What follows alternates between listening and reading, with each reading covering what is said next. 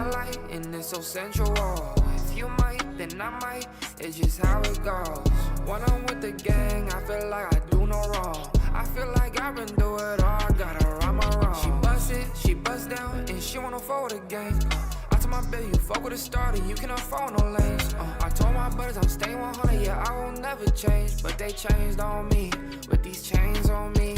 Oh, it's money over bitches, ain't never changed. But when I got this money, no, I never felt the same. I seen a lot of people switch, a lot of people change. Crazy what they do just for a little change. Told her adios, told her bitch bye-bye. I feel like I'm getting high just to get by. And baby, you know I can't call if you was not mine. And I've been chillin' in the crib watching sci-fi. Feel like they just count me out. Feel like they let me down. Feel like they shut me out. Feel like they shut me down. She like what I like, and it's so sensual. If you might, then I might, it's just how it goes. When I'm with the gang, I feel like I do no wrong. I feel like I've been through it all, I gotta right my wrong. She bust it, she bust down, and she wanna forward the game. I told my baby, you fuck with a starter, you cannot fall no lanes. I told my brothers I'm staying 100, yeah, I will never change. But they changed on me, with these chains on me. Oh.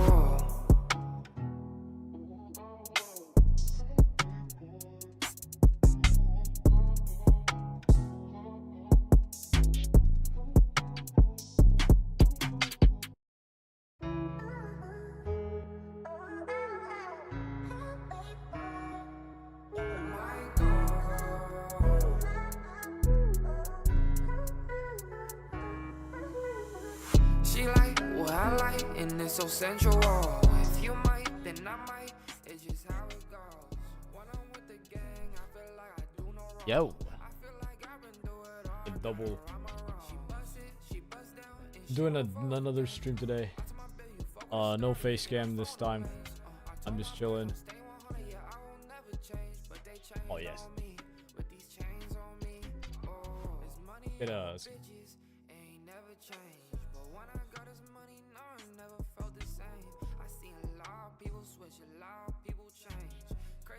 Oh shit. New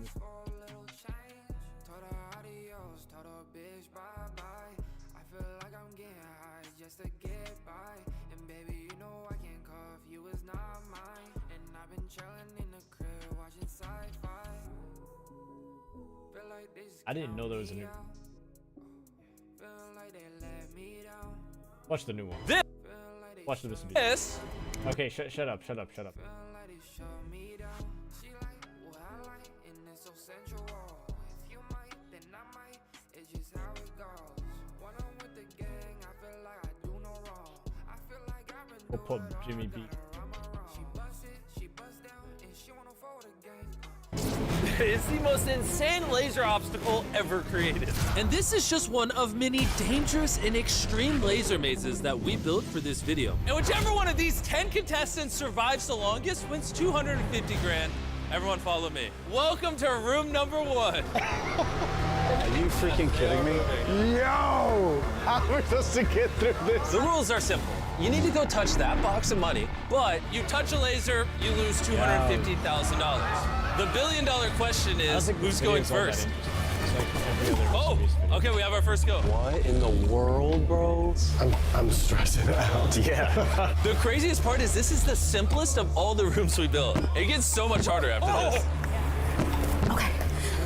this. She's giving number 1 no space to work with over there. All right, y'all. I gotta get right there. This might look like a game, but it's very serious. This $250,000 cube of money is on the line. Okay, good. All right. Oh, it's coming towards you. Whoa! Oh my goodness. Hey. No, am I out? Did I just? Ah! Oh my god. Only. Wow. Bro, why is this a thing, bro? What? Why is YouTube recommending me a bunch of bullshit? Like small streamers I don't give two shits about. Like what the fuck? Like bro, my brother, What? Is there any other good video you'd like watch? It's about CS2.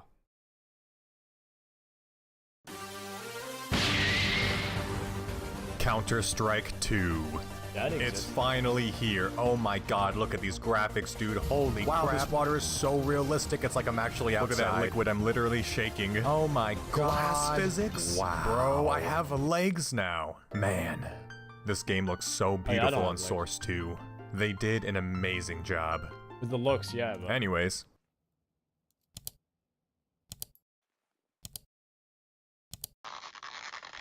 Ah, there we go. Now I can play.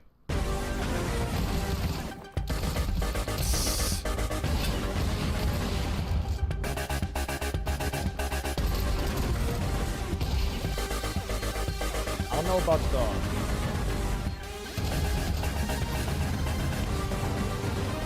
Yeah. I don't know if it's just me, but... Bro. The old sound was way better. The old music. CSGO. Way better. Oh my god.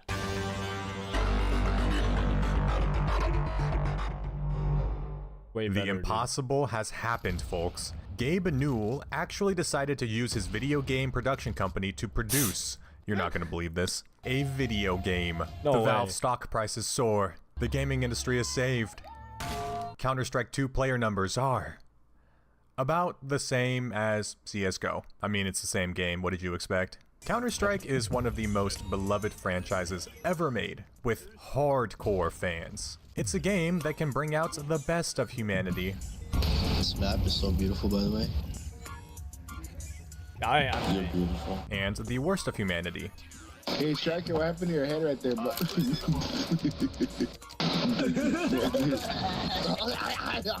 My name is Lamp.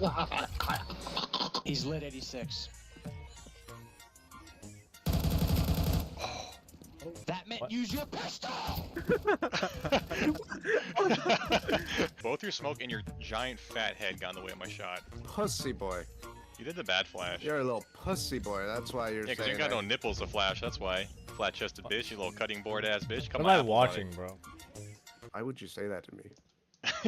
I thought we were friends, dude. What the fuck? And now we finally have another entry. Despite the most noticeable change to this game being smoke physics and the fancy new graphics, there's actually, as I predicted, some controversy. Some people are saying that this is the death of Counter-Strike. I think this game dies. CS dies with 2. I think it does. And others are praising the game, saying that this is a big step in the right direction. So, let's talk about it. Did Valve just prolong Counter-Strike's life another 10 years with this release? Or did they essentially sentence the franchise to eternal stagnation by adding a 2 at the end of its name? Let's find out. Yeah, they did. That's 1. I Okay, messed that up again, by the way. Oh, your kneecaps are gone? That's 2. See if we can keep this going. Oh, I suck. I suck. I don't suck anymore. Wait, what? Wait, what?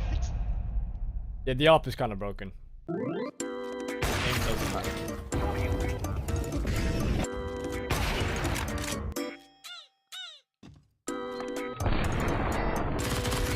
What is that? What the fuck? Oh, huh. Hey, it's me from the future. Bad news. You went bald. Good What? news. Valve has patched a lot of bugs within, like, days. These dudes are working overtime. However, I still think it's worth mentioning the issues in this video for documentation purposes. Anyways. You're gonna talk about the Michael Jackson Let's peak? start with the most controversial topic on Counter-Strike 2. The 2. The hottest debate going on in the community right now is whether or not this even classifies as a sequel, and if completely replacing CSGO was the correct decision. No. Usually sequels are additive in nature, expanding on what came before it and making those polygons look sexier and sexier Thanks, each Overwatch game. 2. Just because Appreciate Call of Duty 20 Modern Warfare 3 Part 3 2023 is coming out, doesn't mean I can't go back and play Call of Duty 19 Modern Warfare 2 Part 2 2020. You get the point. This idea of replacing the original game entirely with a sequel kind of started with Fortnite. Obviously, the first iteration of Fortnite Battle Royale is very different from today. Overwatch 2 also did this and replaced Overwatch 1 completely. They were showered in praise and received critical acclaim. Let me ask you this. What is a true sequel to you? Is a true sequel taking the original formula and completely changing it for the sake of innovation? Well, you risk alienating the people that fell in love with your game in the first place. Is a true sequel maintaining your original formula and simply refining it, making additions to the series? Well, you risk the criticism of, this is just the original game. Copy and paste. It could have been an update. It's a very thin line that developers walk. Modern Warfare, Roman numeral 3, is coming out at the full price of $70. No! For essentially what is the same game they've been giving you since Modern Warfare 2019. Ooh, but this game has slide canceling that was removed in this game because this game had it, so they removed it and now it's back. Anyways, just give us praise. Is this worth $70? No, you're getting scammed. Wake up. In my eyes, Counter-Strike 2 deserves to be called a sequel. However, a big, fat however. That doesn't mean it don't got some issues, aight? You ain't off the hook, buddy. There's a lot to cover, so get comfy with some popcorn, some code Kelski G Fuel, 20% off by the way, and enjoy the show.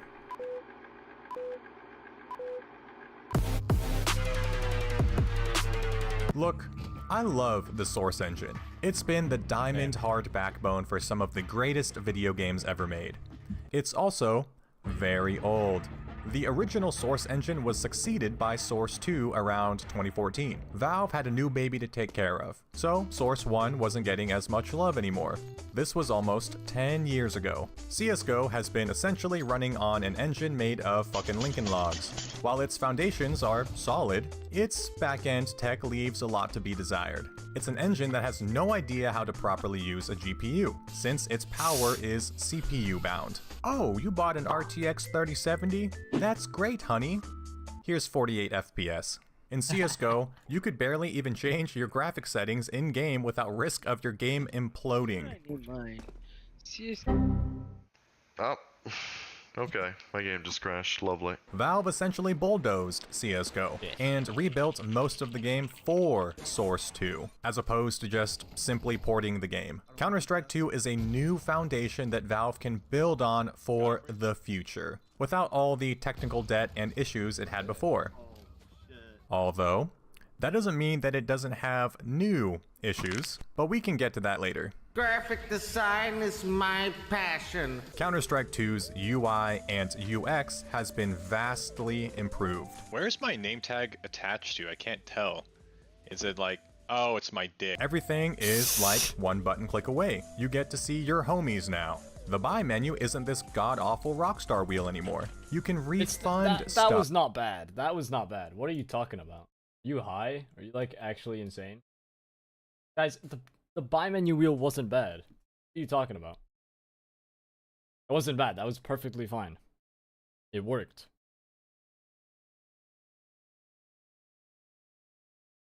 Like what? Bro, that wasn't bad. What do you mean? My Drilla, what are you talking about? Dear God, yes. You can ping now, if you can aim properly. They actually took a page from Valorant's book where it now shows a little animation when you get a kill. Except it's way less annoying and messy looking.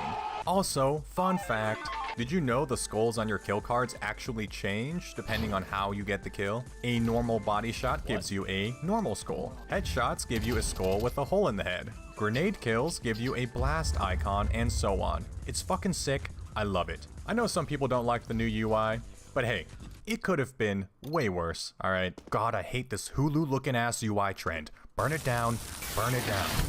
I will say though, I wish it was easier to tell at a quick glance how many people are still alive. In CSGO, they replaced your avatar with a skull, but in CS2, they just kinda dim it. It sucks. Also, not having the option to simply have numbers here like in CSGO also needs to come back. Oh, hey, it's me from the future again. They fixed this, yay. So now you can make it so during intermission, you can see everyone's beautiful avatars. But during the round, it switches to numbers so you can get the essential information. Thank you, Valve. Also, you're a millionaire, but still bald. Anyways, it's also really cool how you can see how many kills someone has and how much damage you dealt and was dealt to you. So if you're raging because that guy ate your bullets like an all-you-can-eat buffet, now you can know if you actually hit him or not. I do think there should be an option to customize the HUD further, or at least have the legacy HUD. Mo options, mo happiness, or something like that. Also, you can't flip the view model anymore. Why? Wait, what? Why isn't it possible? It's just not. Why not, you stupid bastard? I'm sure Valve will probably add this soon. It may even be added by the time this video comes out. I don't know. But just weird it wasn't there at launch. Overall, I personally like the new HUD look. It looks sleek, modern. It looks good. Right alongside the good looking. Things are gonna get crazy. God damn, this game is so nice on the eyes. I want to wine and dine these graphics. It looks so real. It's very clear that Valve is flexing its Source 2 engine with brand spanking new water physics, smoke physics, glass physics, ass physics. Hey, oh damn, oh shit. I hate this group. But guess what? There's some controversy. Ah, man. While the pretty graphics are nice, that also comes with a minimum spec requirement increase. Although, the new minimum specs aren't insane or anything. Pretty much any GPU with at least 1 GB of RAM can run this game, while CSGO needed at least a 256 MB video card. To a lot of people, this may not seem like a big deal. What do you mean you can't run this game? Just upgrade, bro. I can run this game easy. Hey, keep it down under there. Your mother is trying to sleep.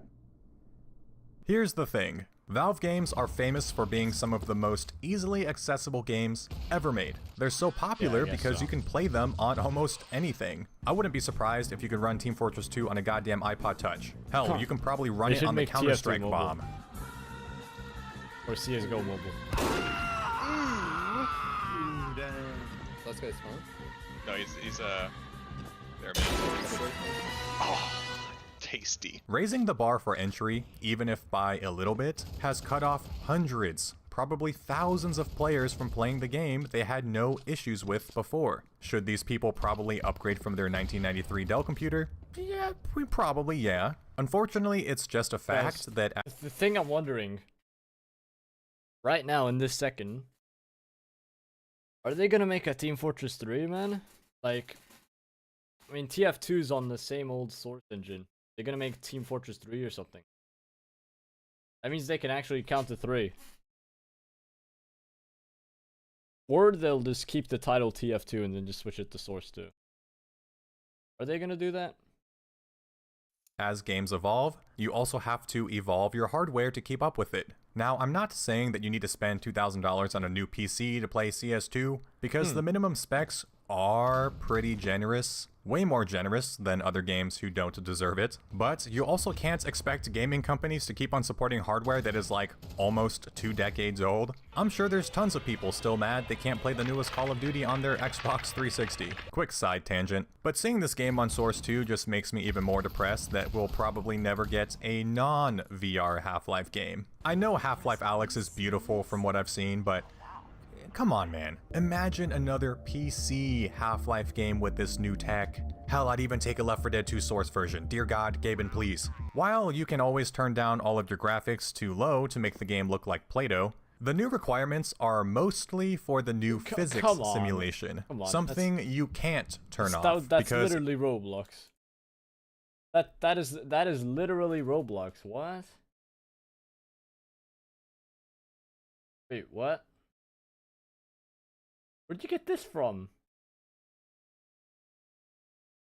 For the new physics simulation. Something you can't turn off because it's directly tied to the The gameplay of Counter-Strike 2 still feels like, well, Counter-Strike. It's just one of the tightest FPS games on the market. The guns all have a relatively predictable spray pattern that you can learn. There's only 4 throwables, each with their very specific and unique function. Counter-Strike's greatest strength is its simplicity. It's a game that anyone can pick up.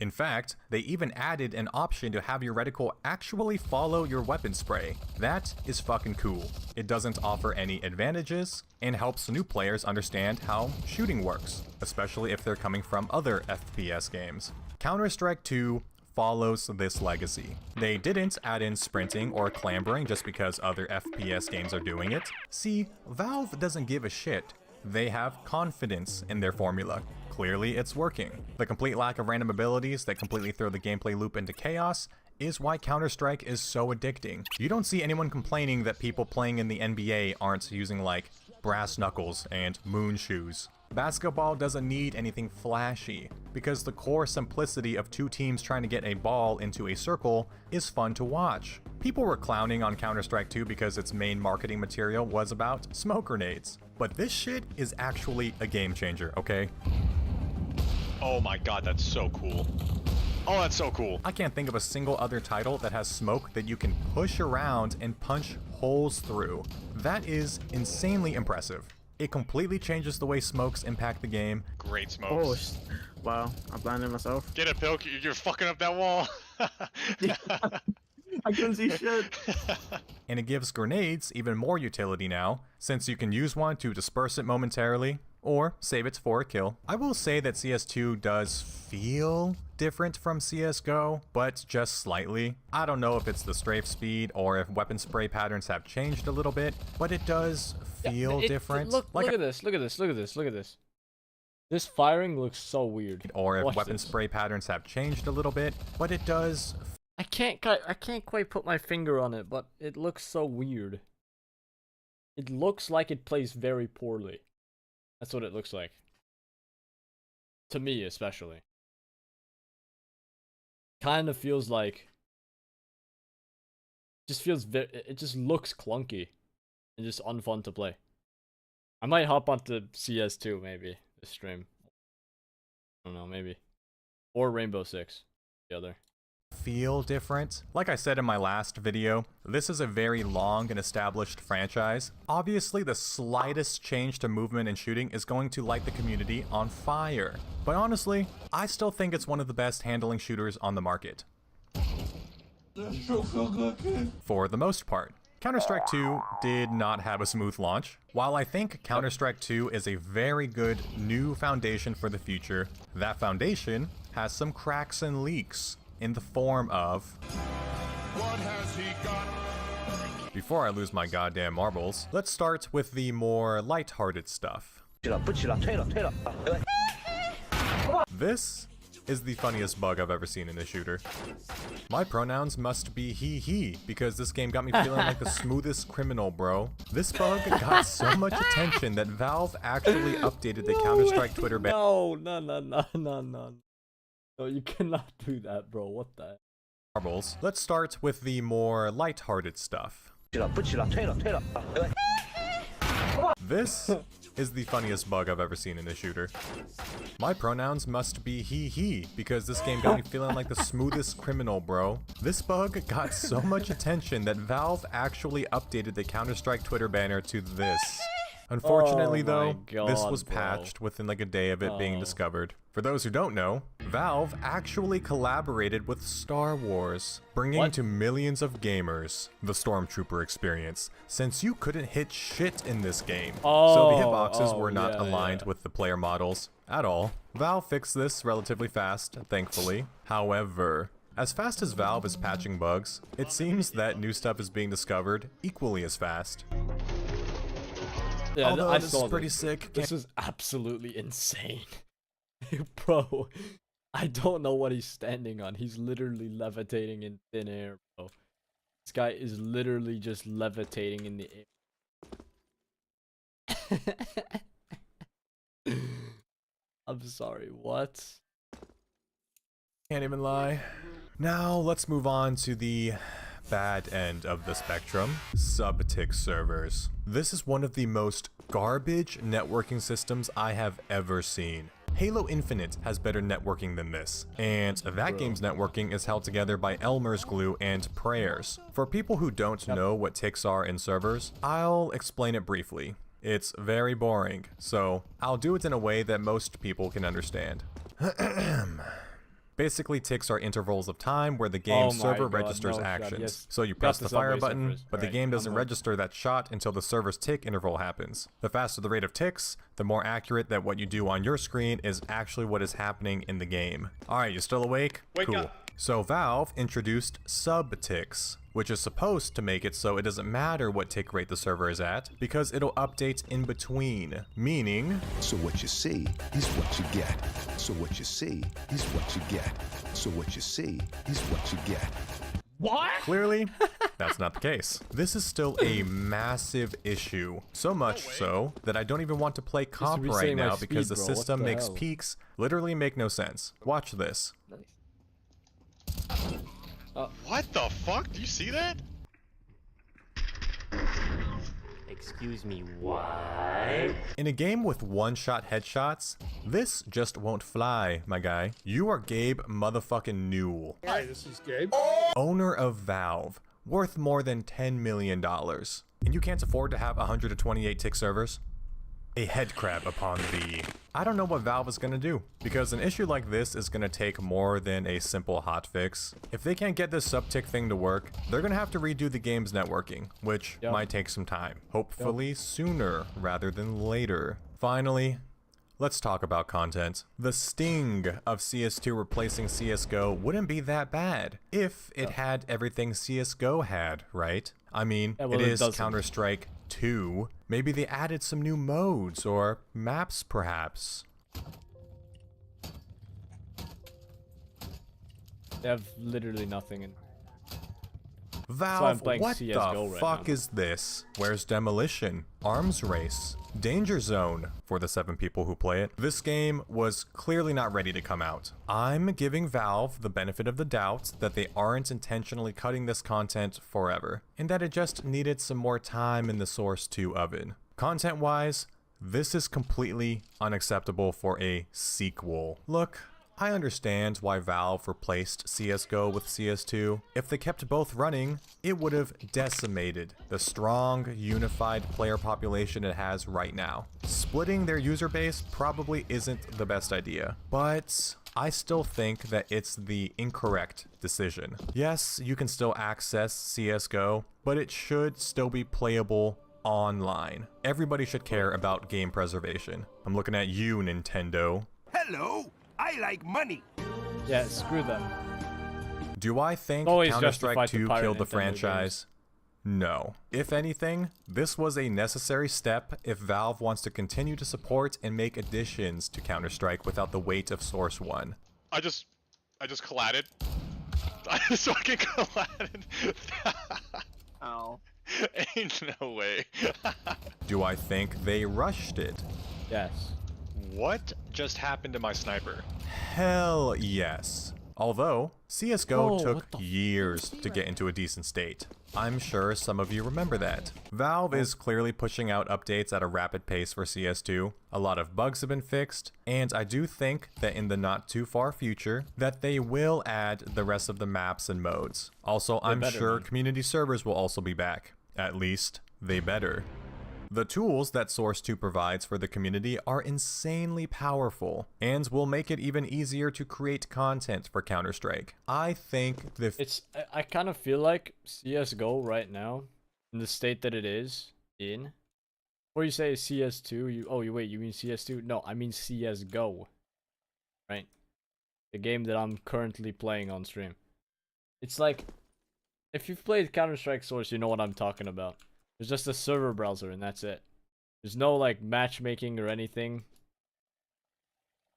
It's just community servers. That's it. In a way, I think CSGO is gonna... It's gonna be like CS Source Part 2.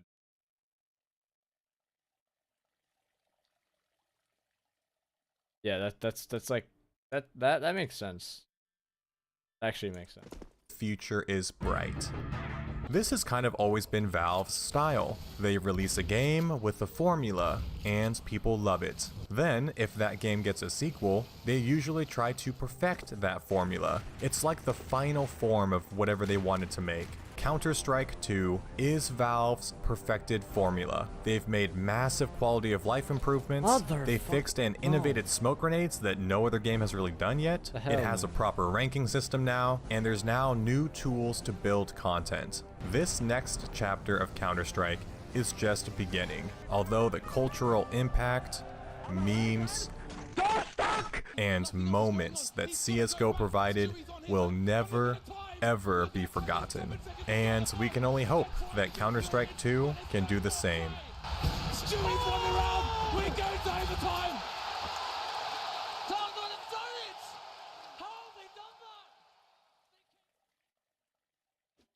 Hey yo, so when Counter-Strike 3 coming out though? Sorry if I missed anything, there's just a lot to talk about. That's all from me though. Here's a picture of my dog for watching until the end. And I'll see you in the next video. Peace. We gotta fix CS2 though. We really do. We gotta fix that ASAP. They gotta fix CS2 if possible. I actually have one person on kick watching. How are you, man? Welcome. Watching. Kinda just chilling out right now. I'm so disgusted right now. What is Mudahar disgusted about? Tells me Mudahar. Skip the tangent. Ladies and gentlemen, she's making pussy beer. What? What? I'm sorry, what? Why was that the highlighted thing? That was like the highlight of the video.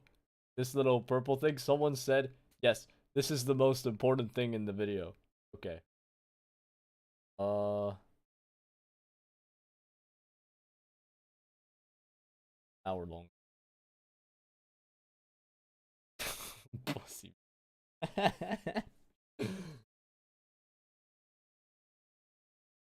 Baby G. Returns to, you know what? Let's see what happens. Even though I already know.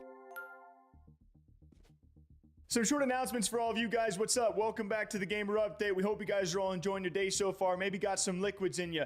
Okay, regardless of that, we got some new news on Ninja, as recently we talked about Twitch and their W update, which allows all streamers, even partnered streamers, to multi-stream and simulcast to multiple platforms at the same time. It was a huge announcement, one that Ninja, I would say, played a huge part in, giving up millions of dollars as he dropped his Twitch partnership, thus had no Twitch ads and no Twitch subs for the better part of a year. And well, they've now changed their decision. It is him recently on stream going on to confirm he will be returning, so he thinks, to Twitch partnership and thus having Twitch subs and ads sometime in the near future, very, very soon, as his legal team is actually reviewing the brand new terms of service over on Twitch.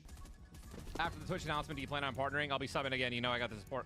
Tori, I appreciate the $5, bro. Yes. Yes. I'm just trying to... I'm literally just waiting for my... I'm waiting for my legal team to just look over and reread the new TOS. Butterbat, thank you, bro. Got a legal team? Guys, I expect to break the sub record. We're doing a subathon. I want to get up to 150,000 plus subscribers. We're going to smash all the sure, buddy. records. Just like when T-Series, right? Just like when T-Series took over PewDiePie, was taking over PewDiePie. You guys remember that? Everyone was like, oh, dude, subscribe to PewDiePie, subscribe to PewDiePie. That's it, dude.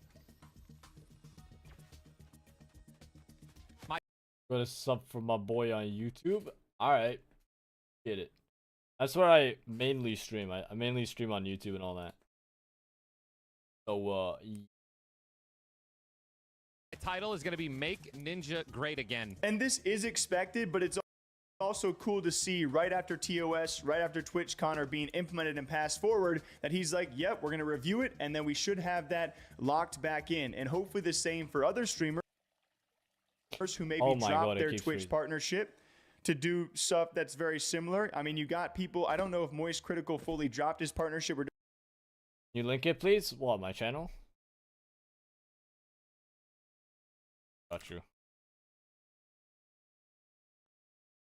Just cut his contract. You got people like Nadeshot years ago who dropped his Twitch partnership, and now all of these streamers, I'm sure there's many more out there for better examples, can just get their partnership back. Hopefully, that's how the process works, and multi-stream to any platform Bro, this game is kind of bugged. they want. I would say this is a bigger picture though for the better part of the medium-sized streamers out there, the thousands and thousands who might give this new opportunity a try, and it's going to be video keeps stopping, man. very cool to see where this goes in the future. Can someone truly pull this off and have their rise be from multi-streaming on every single platform possible, and who can I don't know. I have an assumption of who that person might be. Yo, wait a minute. We had 4,080. Pretty good. can actually break through that crowd faster be me. by doing this kind of strategy, or will it really have an impact? You know, I think it will. I hope I it hate will. this map And I so think much. Ninja played a part in that. So he will be returning to a Twitch partnership and having Twitch subs finally for the first time in over a year. And we'll see where he lands on the Twitch platform and how much support he does have. I got to imagine it's going to be a pretty fair amount for what he did. Till next time, what do you guys think? Take care of yourselves. We'll see you back here soon. All right, thank you, boy. Also, Nick Merckx is on Kick now. What is up, all you beautiful peeps? Welcome back to the channel. Today we also talk about Tim the Tat Man, who recently talked about Nick Merckx and his $10 million kick deal. Last time we talked about this topic, it was actually Hunter on this channel. I couldn't give you guys too much of my 2 cents, but luckily Tim the Tat Man did. And I don't know if he was maybe a bit confused by... Dropped the sub and liked. Thank you, man. Appreciate it. This isn't like my usual content. Like, I just felt like going live and just like reacting to stuff and just chill out. So yeah, this isn't my main content. You could like, feel free to stay around, you know, but like this isn't what I usually do. Just gonna put that out there. Did it though. By the recent Twitch updates, but he did have a lot to say around Nick and that $10 million deal, which, by the way, it will be lightly exclusive. It is most likely that, just like every other streamer before him who has signed a kick, he will still go live on Twitch and then separately afterwards end his Twitch stream and then go live on Kick. And Tim the Tat Man went on to explain more about the situation. On top of that, while I was gone, Nick announced that he's streaming on Kick, which is another big deal, right? Candidly, I actually don't know if it's exclusive or not. I think I saw someone tweet that it's... You react to funny videos? I mean, I rarely react. I guess I just wanted to like chill out today and just like watch like a video. Earlier we did watch the Minecraft live thing that happened. It was very cringe. Extremely cringe. The Minecon line. It was so cringe, actually. I was barely able to handle that. It's non-exclusive, so I wonder. Yeah. So that honestly, Go that 10 timing with first, the Twitch thing with Nick is a really big deal too. But I'm here. My understanding is that a lot of Kick deals are they're not exclusive, right? So like XQC, right? He can stream on. I am curious if they can do it at the same time. Like, I wonder if that, I don't know about. Watch Pack God? No, I do know who that is though. I've heard of him. But I don't really watch him. Pack God. No, though. Candidly, I have no idea. Like, I don't know if Nick can do Kick and Twitch at the same time, or because I'm pretty sure XQC, he's on that non-exclusive thing, but he has to be on one or the other, I think. Has there been a time where XQC has been on Kick and Twitch at the same time? Am I saying candidly a lot? Sorry, guys. Forgive me. Nick said that a majority of his streams will be on Kick. Okay, so yeah, I'm assuming it's kind of the same thing. But that is still, the timing of that Twitch like change is really good for Nick as well, because it's like now he can still keep his subscribers and he can still like keep that. And also, I saw a tweet that it was for 10 mil for a year, which, I mean, hey, you know what I'm saying? That is, hey, bro, you know, that's a W for my boy. I'm yeah. you know, happy for him and really happy you got a deal like that. That is a pretty W. That's, I don't know. It's candidly, I don't know. I just said candidly again. You guys got me on that. Okay. How many times is he gonna say the word? I don't know if it's for that. I saw a rumor that it was, but it's like, if that is, man, I mean, that's a huge deal for him. You know, that's awesome. So no, Nick will not be going live on Twitch and Kick at the same time. That would be So like sad. monumental, but also a monumental waste of money for a platform like Kick, who has not done that with any other streamer. And Tim goes on to That is so speculate the sad. opposite of that, right? But you know, I don't. More people should multi-stream, I think. If you have like the resources for it as a streamer, if you have like a really, really good PC, you should 100% multi-stream. At least on YouTube and Twitch, at least. Like stream on YouTube and Twitch at least at the same exact time. Yeah? I don't like Twitch? Why not? I mean, I don't like that they're doing the whole 50-50 split. That's like the only thing that I don't like. But I'm willing to stream on here. Willing to stream on Twitch as well. Purely because I mean, I was on Twitch like before YouTube and all that stuff. So it's like kind of where everything started. Like the 50-50 rev split, just not it. It's just not good. Get banned fan. I guess so. I guess. Perhaps.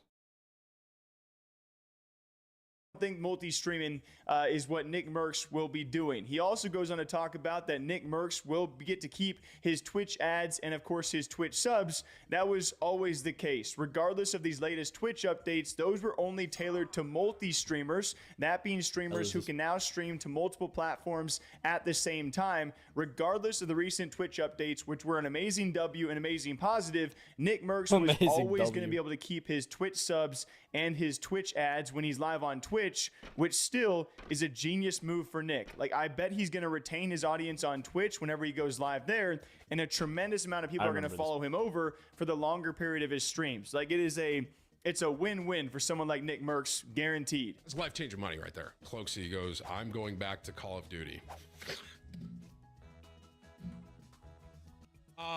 But yeah, obviously, I'm happy for Nick. It's if, you know, honestly, whatever the amount is, I don't know if it's 10 million, I don't know if it's whatever, but to get a big deal like that, and also now with the timing on Twitch, like, he can still stream on Twitch and keep subscribers and ad revenue over there. I think he is. And that's a huge, like I said, a huge change that happened on Twitch. Pretty sure he is. That is a massive, massive good change.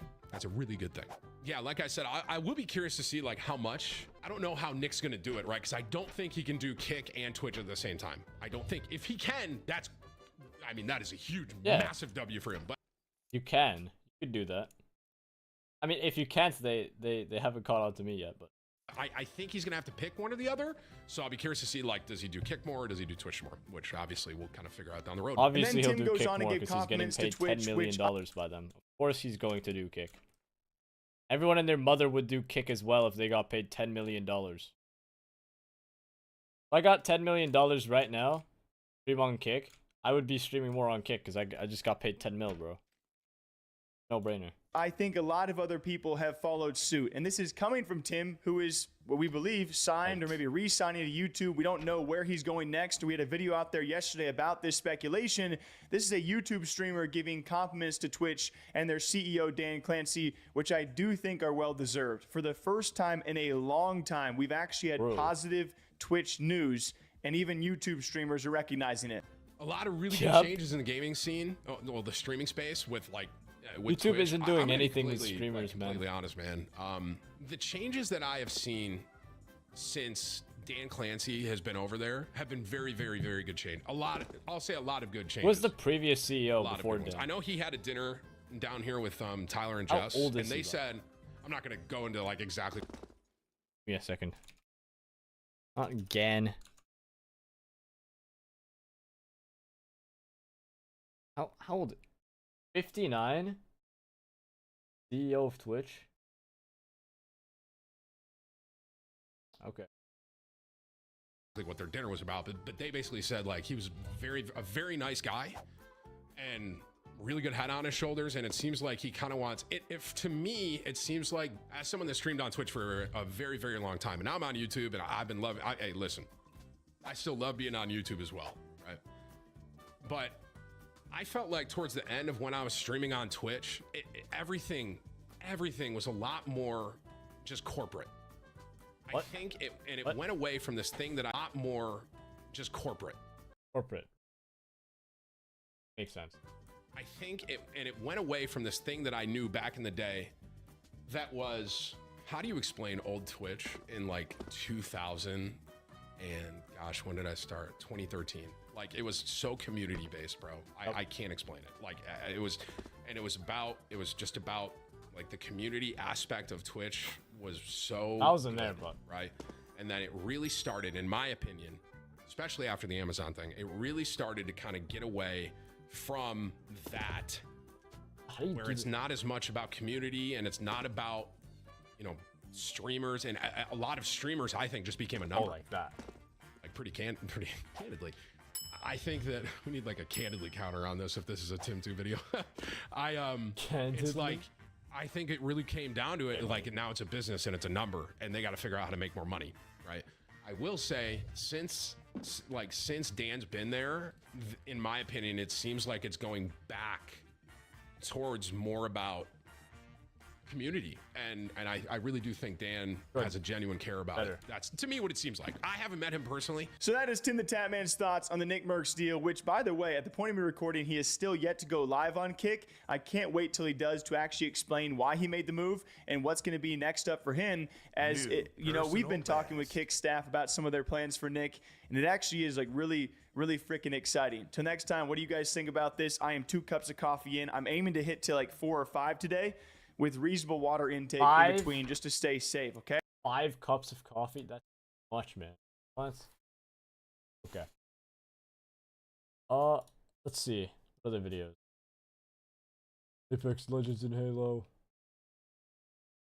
Why? Fortnite getting high wins. Who asked? One asked.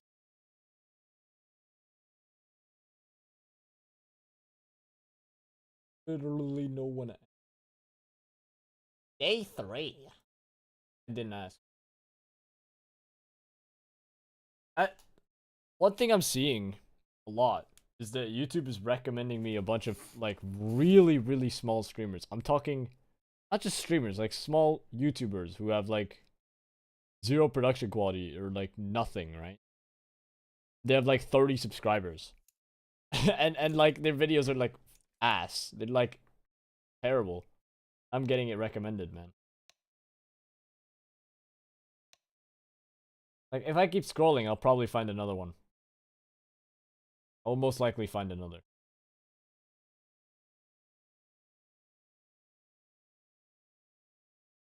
Keep scrolling. Will definitely be another. Look, I don't know who this person is. I don't know why. Actually, how to not get bored of playing Minecraft. That's a good video. I want to watch that.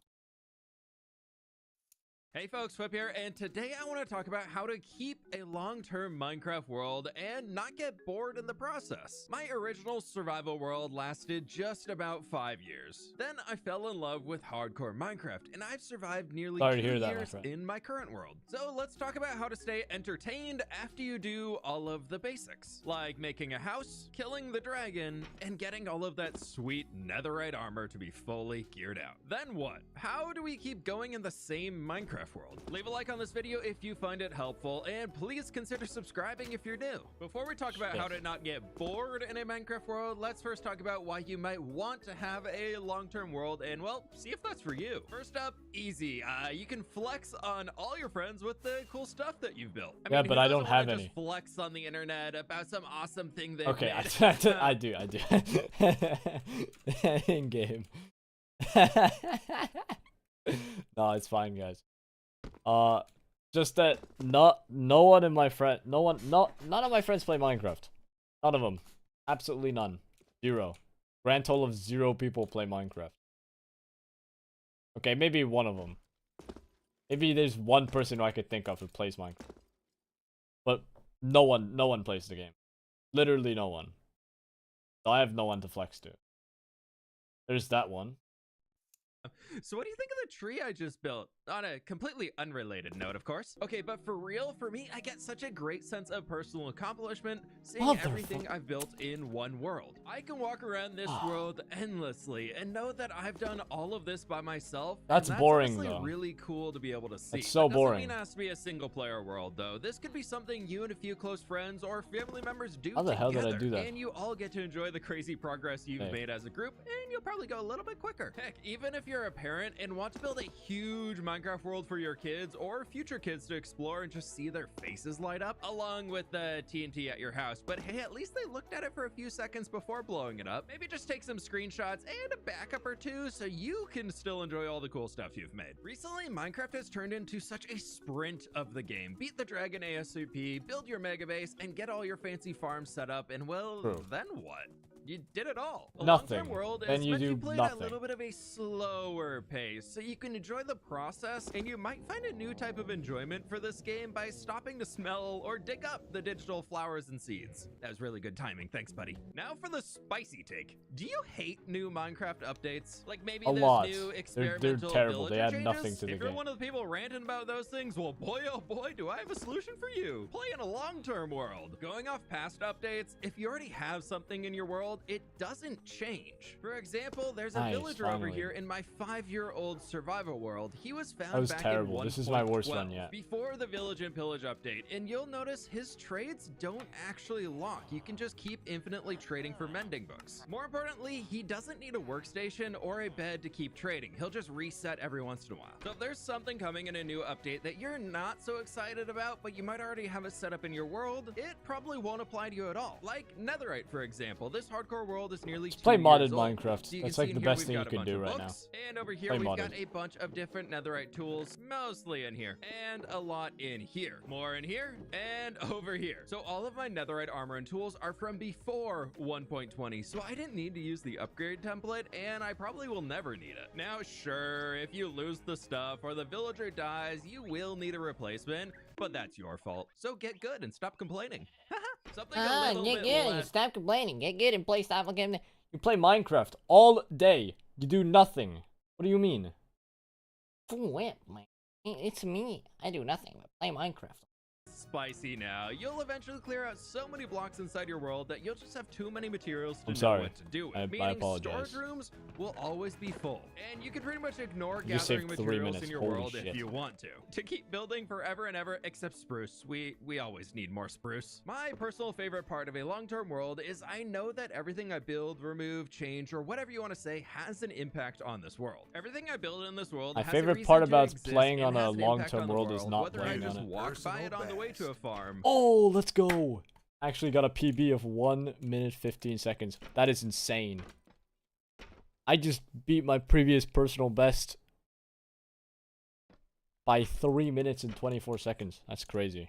Or just to build a really cool village that I consistently walk around inside of. I will constantly see these things again, and I absolutely love it. That's how I got hooked on the long-term playstyle in Minecraft. If you have any other reasons that keep you playing, let me know down in the comments below. Now let's talk about pacing, because this is very important to not burning out. The way I make sure I don't get burned out and stay entertained is how I've set up my world to be sustainable for enjoyment. I constantly have something new that I'm working towards. Starting small with your builds and farms you make is step one. Scale up your projects as you go along. Don't start with a 200,000 block mega base. Start with a house. This also applies to farms. Build a small starter iron farm instead of building the 1 million iron ingots per hour farm right away. That'll take you more than a month without any of the extra steps to help you out, just to make it a little bit easier. Then as your world grows and you want a new project, update the iron farm and make a bigger one when you're running out of iron and, you know, need the materials. Taking the time to start small and just enjoying making something simple that gives a sense of accomplishment will help you keep motivation to level up all your projects as you go. I always like to make a building for each farm or thing that I build, as it's really easy to make the world feel so much more established right away. As I have my starter house right over here. Inside we have a kitchen space and my storage room that I still use. Upstairs we have our bedroom as well as a little lounge. Then you can walk through this connecting bridge to get over into a building that is separated but stores my enchanter at the top. Now, instead of some boring ladder in my basement, I have a full mine building over here with a minecart ride that takes me all the way down to the bottom of the world, stopping off at every layer for mining with systems where I can drop resources in that take them up to the storage at the surface. That way, if I want to zone out and keep mining for longer, I can do that and I don't have to worry about my inventory being filled up. Honestly, I'm just surprised people could play the game this much, man. How do you have this much free time? Like, bro. Kind of crazy. I started to grow the surrounding area with a few villagers, some auto farms, and just getting all of the basics set up. Really focused on building a world though, before I started expanding into much larger projects. One fun step I've also started to do here is including world maps of what I create and updating them every few months to preserve the history of the world. So you can see all the way here from episode 3 way back in December 2021 through to the latest edition, which does need an update of July 2023. It's grown a little bit, but taking a look at this one and comparing it back to the original, I can just see how much progress I made in a second. Well, I can see the difference in a second. I didn't. Is this do all hardcore? That in a, oh, I feel terrible for you. Hardcore. One death and it's all gone, dude. Do that in a second. That'd be pretty cool. Now I know I said to start I mean, small, honestly, but that not doesn't bad. mean you can't Honestly, set big, I massive kind of goals see you it. want to I kind of work see. towards. If anything, I don't know. I kind of see the appeal. Not gonna lie. I actually see the appeal. Like, now that I actually give it some thought, right? I could kind of see the appeal. It's like you're risking it all. That's how you do it. It's like the same reason why people play Escape from Tarkov, dude. It's like a very risky game. You die out in the wild, or however they call it in the game, as a PMC. You lose all the stuff on you. I kind of get it. I understand. I should do a hardcore thing, chat. I should do a hardcore series. Honestly, I should. I should do a hardcore Minecraft series. That might get me back into the game. Maybe.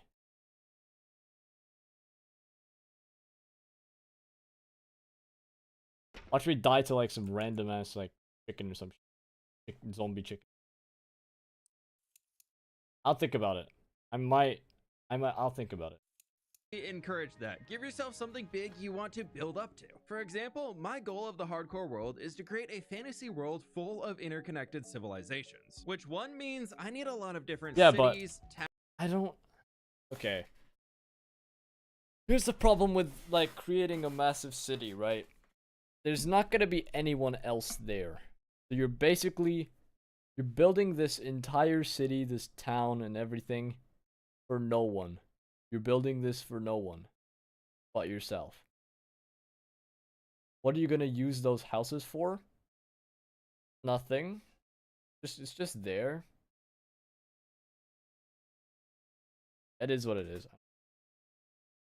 Towns and villages. And 2, I need to link those up with roads to connect it all. This opens the doors to an unlimited number of projects. Before you get scared, to get started, you need to break down your goal down into steps that you can actually reasonably complete. I've recently fallen in love with using a project list, like this one right here, as it keeps track of everything in-game that I want to do, and I put little turtle emojis next to the completed ones for fun. My favorite part about this is the crazy project in my brain eventually becomes a reality in the world. So whatever you always wanted to do in Minecraft, you can do it if you just slowly work towards completing the goal. Survival Minecraft is about the journey, not the destination. Meaning you should focus on trying to enjoy the process of completing whatever project you're working on. Don't just focus on getting it done to move on to the next thing. This is the same reason why people who cheat in their Minecraft world get burned out more often and quit to restart, because they know they cut corners and now the journey is ruined and not worth any more more effort. Now, this does go back to personal accomplishment and just being satisfied with what you've been able to do. But heck,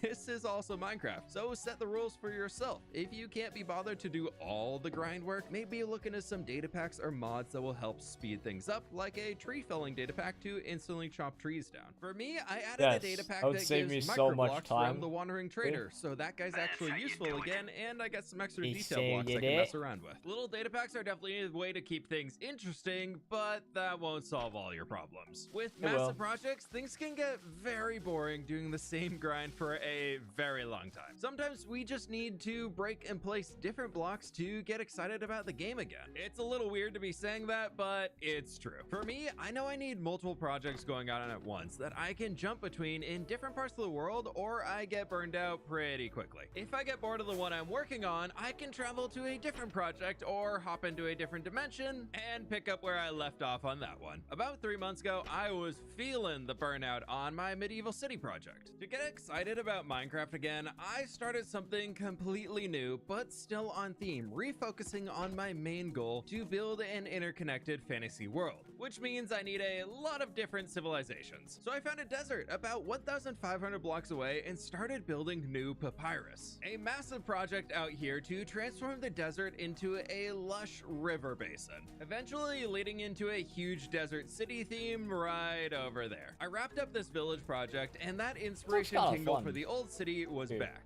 I started getting excited to continue working on the medieval city itself, and I'm currently in the process of following that inspiration to just see where it takes me. All of this allows me to touch on my main goal while still feeling like I can jump around to different projects. We can only force our creativity to focus in one direction for so long. Sometimes we just need to let it go wild and kind of just follow along, which will eventually lead to your world having so many things going on that you can just create a story for yourself for how everything links together, which honestly helps me find new ideas to further that story. Or you can use the idea that a picture speaks 1,000 words, like I do, and you can just let the story be up to the person looking at it, without you ever having to write down a word about what is actually happening here, but allowing your buildings to communicate an idea across, like weird little magic glass thingy. Sure, I might have my own reason for where certain buildings exist in this world and why they exist, but some fans have created some really cool fan art stories telling their own stories about my world that are completely different than what I've said. Are they wrong? No. Could they be true? Yeah, maybe. Who knows? At that point, it's up to whoever's looking at it. Now, the one thing I do know as a survival builder is that I need a lot of blocks. So sometimes I have no option but to grind out a massive project until a farm is completed. I do try to line these up with times where I just don't have any desire to create any new buildings. Block breaking has turned into almost a form of meditation therapy for me, as I can just zone out and just break everything in front of me as I'm going. Now, I acknowledge that that can only stay interesting for so long, so I do allow myself to use things like TNT duping to speed up the process of removing entire land masses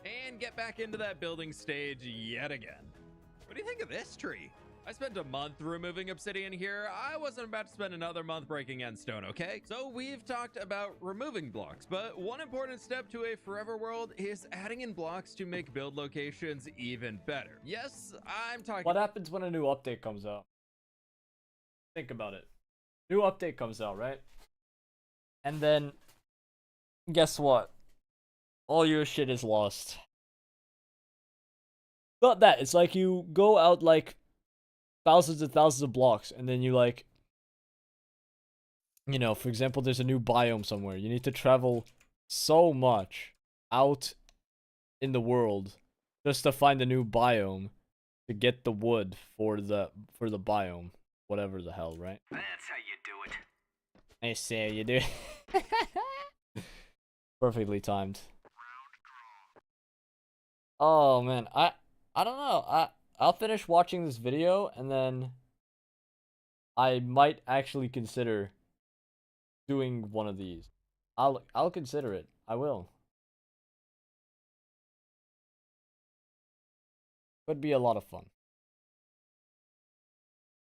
thinking about terraforming. You don't need It to could be a travel lot of new content. 10,000 blocks away for the perfect build location. There's always spaces to build around your current base and expand off of that. How did I end up here? If anything, I really encourage you to start in one region and grow out from there. Make your expansions quick enough that you're okay to walk back home if you forget some materials, say from over there to the house up there, but also not so close that you can see one location from the other. Okay, maybe you can see the tree. It's just really, really big. See, no tree. We're at the build. Tree's gone. No, dang it, it's still there. But I do love the idea of the tree towering over the entire region, so I kind of want to be able to see it from other places, and that's great too. Now, a big part of Minecraft is exploring, and that doesn't always have to be exploring new chunks. You can explore through what you've built up already and kind of reliving the process that you went through when designing those spaces earlier. Except I know that, yep, no interior. Yep, I knew that. I didn't even have to open that door. But I'll be honest, seeing things I built a year or 2 years ago, or even longer, really gives me a lot of happiness. One, to see what I made before, and two, to kind of compare it to what I'm making now to see how I've grown as a builder. I'll be honest, a big reason why I keep things so close together is if I have to spend 5 minutes traveling on the nether roof to get back home to my storage room, I get so annoyed. So I try and keep everything close together within their own regions, but somewhere close that I can get to on the hub. My main base is here. Right over there we have the end portal. That portal, I don't know what it goes to. Right there we have the desert region, and down there we have our ocean monument. All of these things are pretty close to my central hub, but they definitely still all have their own regions to exist inside. Let's take it back a step here. If you're just getting started, how do we go about picking our projects? Well, first I recommend getting a house, an enchanting building, some sort of a mine, an animal barn is a good way to go, a food source, and some sort of a storage room. Those are kind of the core basics for me. Then from there, you can do anything. Go get your elytra, go get netherite armor, or maybe you can work on a villager trading setup to get super strong before the dragon fight. Now comes the point where most people quit. You have all of the basics done and the player power growth system is complete. Then now what? Well, then it comes down to, what are you excited about in Minecraft? Do you want to build crazy redstone farms? Or maybe you like building castles? This can always be a little bit of both. I built the mountain in the background over here because I made a gas farm and it was really ugly, so I wanted to I should give the game one last shot, bro. You're excited honestly. for some new update coming to Minecraft that you can start to prepare for. I should give Minecraft one last shot. I was super excited about the wild update to make my world feel more full. Not gonna lie, I was a little sad when the birch forest was not going to be updated. So instead of posting about how that sucked, I decided to take it as an opportunity to build my own custom birch forest for how I wish they spawned into the game. Maybe you love another video game or movie series and want to build something from that, or just inspired by it. How can you take those ideas from other sources and bring that into what you're working on and doing now? Maybe you have your starter base set up and you're ready to branch out a bit. What biomes are directly surrounding your base? Could you expand into one of those and create another base with a different build style? I have this snowy area to the north of my spawn. Eventually, I'd love to build a Nordic village up here along the frozen lake. I'm not quite ready to build in a snowy area in Minecraft yet, but it's something I have in my back pocket ready to go when I am looking for something. This comes back to the project book. This list really helps me stay engaged by always having something written down I can work on instead of fumbling around trying to think of what I want to do next. Even with the perfect project list and all of the options of things to do, this game can still be boring. Or maybe you're just trying to figure out how to work up that motivation to get something started. That's I know for me, once I can get beyond the hurdle of actually starting something, the rest of the pieces do tend to fall in place more easily. If that's not working out and you're still bored, maybe you go work on something else, or that means it might be time for a new project? Or heck, I know, what if you turned off Minecraft? You don't need to live inside this game. Doing other things and having other experiences is one of the best ways to actually fuel your creativity. Breaks are also kind of a must if you want to keep a healthy balance and pace going moving forwards. Yes, touching grass outside is good for you most of the time. Now, before we get too spooky here about the real world, back to Minecrafty stuff. Redoing parts of things that you just don't really love too much and messing around with that could help you get started again. I really find that once once the creative energy is moving around, it's a lot easier to This map keep it is moving. absolute I threw ass. a lot of It's words so at you bad. today. But for real, if you're This is the bored worst of Minecraft map and are looking I for the think I've played motivation to so keep far. playing, especially keep playing in the same world, I hope you found this video helpful. Remember to focus on keeping a healthy pace instead of sprinting to the end. And don't be afraid to set big goals that you can work towards over time. And more importantly, be okay with those goals I messed up my speed, evolving man. as you go. You might fall in love with a new way of playing Minecraft in a new part of the game. Dive into that and try and bring that into what you're doing now. The question of I'm bored, now what, is always going to come up, and that's okay, but take a moment to try and think on why that might be popping up. If you're playing on a server with friends that suddenly turned into a single player world hosted on a server, that kind of kills my motivation personally, but a single player world meant to be a single player world is my favorite way to play this game. It's a little weird, but it's all about the mindset behind how we see the world that we're playing in. Let me know in the comments any other thing that you do to stay engaged in this world, or if you're struggling, post about where you're stuck. Myself and the community might be able to give you some pointers. Thank you for listening. Leave a like on this video if you found it helpful and or want to see more content like this. I'll go and tell you exactly where I'm struggling, alright? I'm struggling to open up the game. It's like, it's not fun, man. Maybe I should start a hardcore world. No, honestly, screw it. I'm gonna end this stream and then start up a hardcore world. Sounds pretty fun. Okay. That is a good idea. Oh man.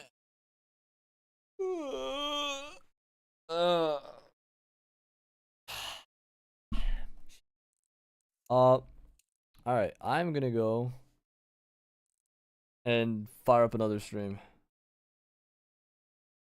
Have a good one, guys.